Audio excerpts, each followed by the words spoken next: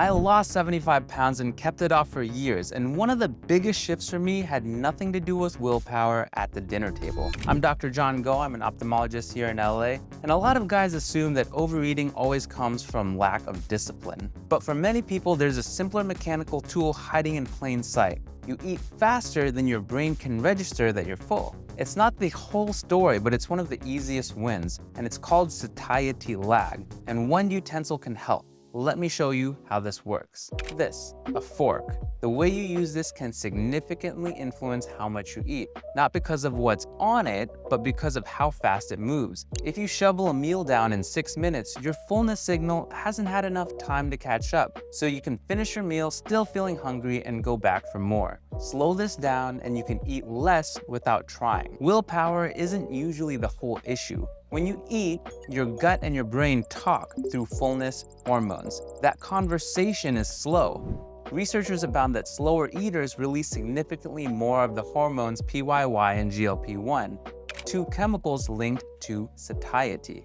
And that was compared to people eating the same meal but faster. A study in the Journal of the Academy of Nutrition and Dietetics also found that slow eaters consumed about 88 fewer calories per meal than faster eaters in normal weight participants, with a smaller effect in the overweight or obese participants. That gap between when you're full and when you feel full is where overeating usually lives. That's not a discipline problem, that's a timing problem. And it's why portion control alone is often not enough for many people. Think about a thermostat with a slow sensor. The room's already warm, but the thermostat reads the temperature from a few minutes ago.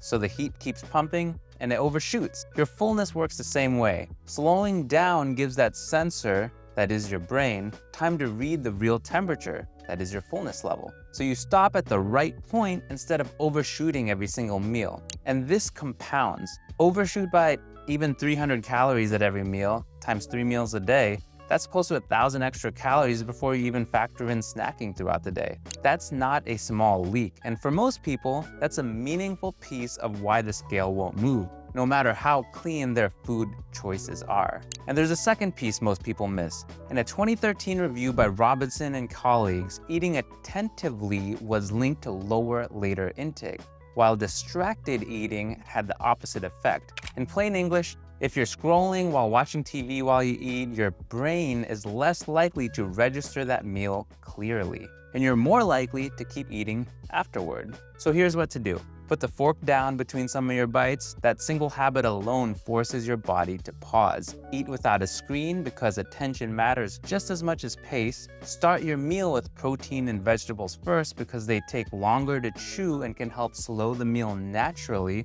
And eat with people you actually want to talk to because conversation naturally slows you down without you having to think about it. None of this requires extra discipline, just small modifications to your meal. You're not trying to want food less, you're giving your body the time it needs to send that signal it was always gonna send anyways, that you're full. A lot of people are just outpacing their own fullness. And if you wanna see how this fits into the bigger picture, watch my full fat loss guide video next.